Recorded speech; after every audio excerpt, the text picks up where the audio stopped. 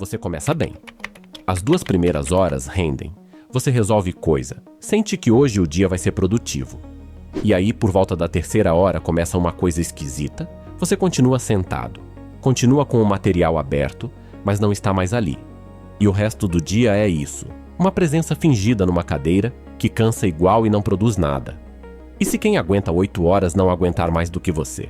Você vai sair daqui com o desenho de um dia longo que funciona, com os intervalos nos lugares certos e a ordem certa das coisas. Não é sobre você ter mais resistência. É sobre a arquitetura do dia. E é isso que separa quem estuda 8 horas de quem senta 8 horas. Esse é um vídeo para salvar e conferir na véspera de um dia cheio, porque ele tem uma sequência que dá para montar em 5 minutos. Salva aí, deixa o like que ajuda muito o canal e se inscreve. Bora! A crença é a de que quem estuda muitas horas tem uma resistência que você não tem. Você imagina uma pessoa concentrada por 6 horas seguidas, sem parar, com a mesma intensidade do começo ao fim. E como você não consegue isso, conclui que não nasceu para maratona. E essa crença é alimentada por como as pessoas contam as próprias rotinas. Ninguém diz que estudou 4 horas e meia com 7 pausas. Todo mundo diz que estudou o dia inteiro. A gente ouve o total e imagina o total como um bloco contínuo, que não existe para ninguém. O furo aparece quando alguém mede de verdade. E teve uma empresa que mediu, e o resultado é interessante. A Desktime, que faz software de acompanhamento de tempo de trabalho, olhou em 2014 quem eram os 10% mais produtivos da própria base de usuários e viu o padrão de trabalho deles. Deu 52 minutos trabalhando e 17 parados. E numa revisão de 2021, com a mesma base, a proporção tinha mudado para 112 minutos trabalhando e 26 parados. Repara que os números mudaram bastante e a proporção continuou parecida, algo em torno de 1/4 do tempo em pausa. E olha que isso é gente que aparece como a mais produtiva de todas. Não é gente enrolando. E é importante dizer que isso é dado de uma empresa sobre os próprios usuários, e não um estudo acadêmico. Mas serve para o ponto, que é bem simples. Ninguém rende 8 horas seguidas. Rende 8 horas fatiadas. E você nem precisa de medição para confirmar. Pensa em como é um dia em que você realmente produz muito. Você não fica imóvel na cadeira das 8 às 18.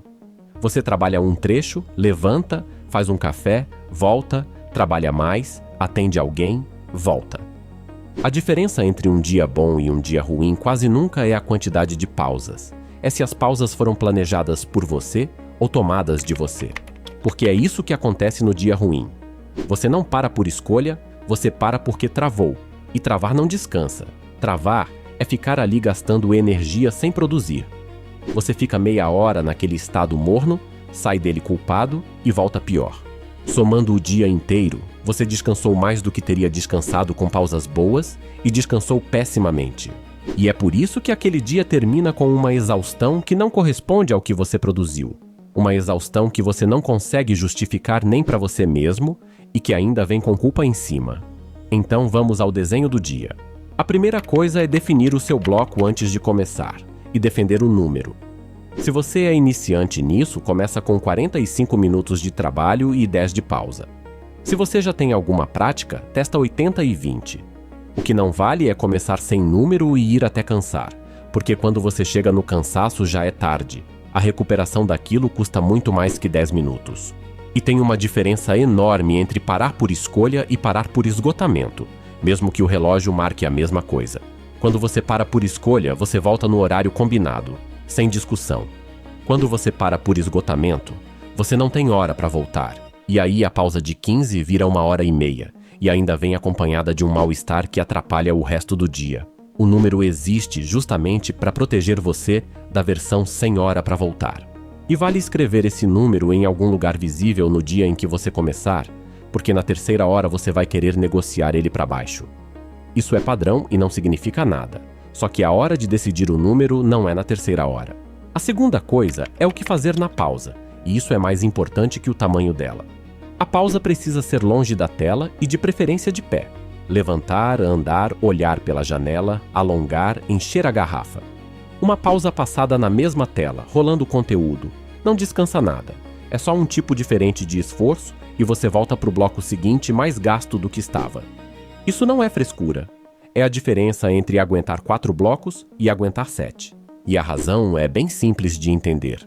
O que satura durante um bloco de estudo não é o corpo, é a atenção fixa numa tela ou numa página a poucos centímetros do rosto. Se a sua pausa é exatamente isso de novo, só que com conteúdo mais divertido, a parte que precisava folgar não folgou em nenhum momento. Já uma caminhada de 10 minutos muda a distância do olhar, muda a postura, muda o ritmo, e é essa mudança toda que faz a diferença, não o entretenimento. Uma coisa prática que ajuda bastante é decidir de antemão o que você vai fazer nas pausas, umas 3 opções, e deixar isso decidido. Porque se você chegar na pausa sem plano, com o aparelho ao alcance da mão, você já sabe onde vai parar, e não é na janela. A terceira coisa é ordenar as tarefas por tipo, e não por importância. Um dia de 8 horas não pode ser 8 horas do mesmo tipo de esforço, porque o mesmo tipo satura. Então você mistura um bloco de leitura pesada, depois um bloco de exercício mecânico, depois um de revisão, depois um de escrever. A troca de tipo funciona quase como descanso, porque a parte que estava saturada folga enquanto outra trabalha. Quem passa 8 horas fazendo só uma coisa trava na 4ª hora, e não é por falta de vontade. E dá para montar isso na véspera em 2 minutos. Você lista o que tem para fazer, marca cada item com o tipo de esforço que ele exige, e depois embaralha de propósito para não ter 2 do mesmo tipo em sequência. Não precisa ser bonito nem detalhado, precisa só existir antes de você sentar.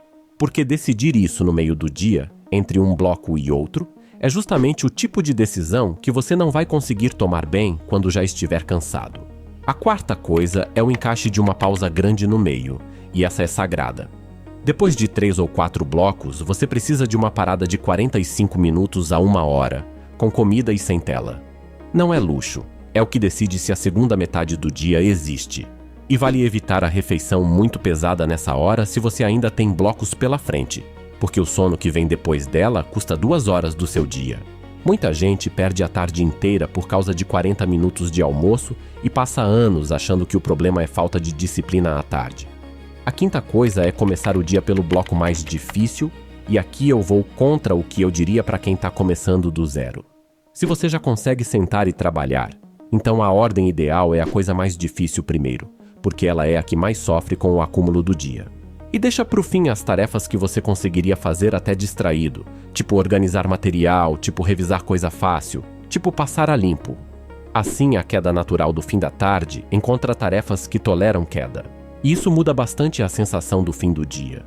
Quando você deixa o mais difícil para o fim, você chega nas últimas horas com a parte pesada ainda inteira na sua frente, e essa visão sozinha já desanima antes de você começar.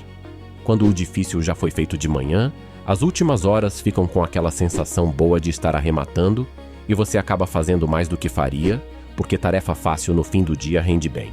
E se você olhar as suas semanas passadas, provavelmente vai reconhecer o padrão contrário.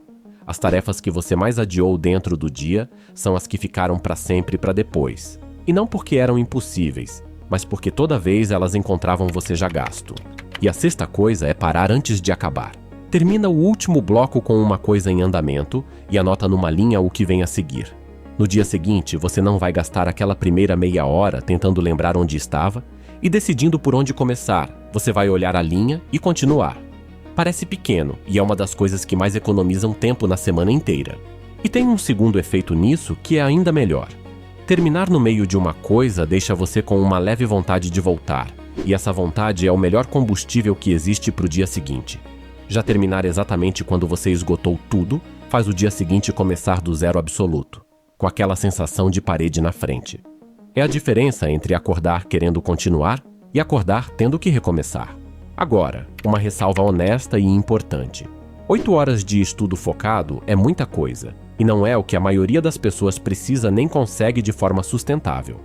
Isso costuma fazer sentido para quem está em preparação intensiva, tipo concurso ou vestibular, e por um período limitado. Se você tenta fazer isso todo dia por 6 meses, sem folga, você não vai virar uma máquina. Você vai chegar num esgotamento que custa muito mais do que rendeu. Um dia por semana sem nada disso não é fraqueza, é parte do plano. E quem tira esse dia costuma render mais nos outros 6 do que quem tenta os 7. E outra coisa honesta, os primeiros dias vão render menos, não mais. Você vai achar que as pausas estão atrapalhando, vai sentir que estava indo bem e teve que parar. Isso é normal e passa em uns 4 ou 5 dias, quando o corpo entende o ritmo. A vantagem aparece na comparação da semana, não na do dia. Então não julga isso na quarta-feira, julga no domingo, olhando quantos blocos você cumpriu de verdade e comparando com a semana anterior.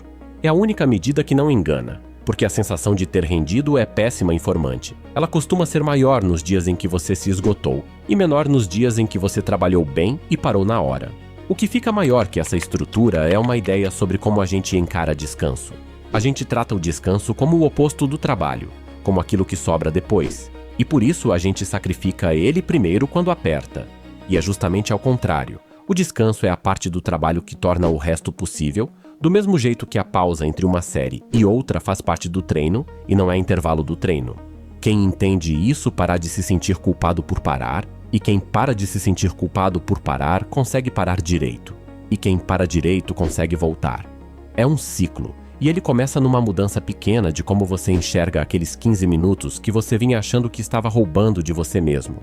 Me conta aqui embaixo qual dos 6 pontos você acha que é o seu problema, e eu chuto que para a maioria vai ser a pausa passada na mesma tela. Se for isso, escreve aí. Deixa o like se isso te ajudou e se inscreve, que na semana que vem tem mais. Até lá!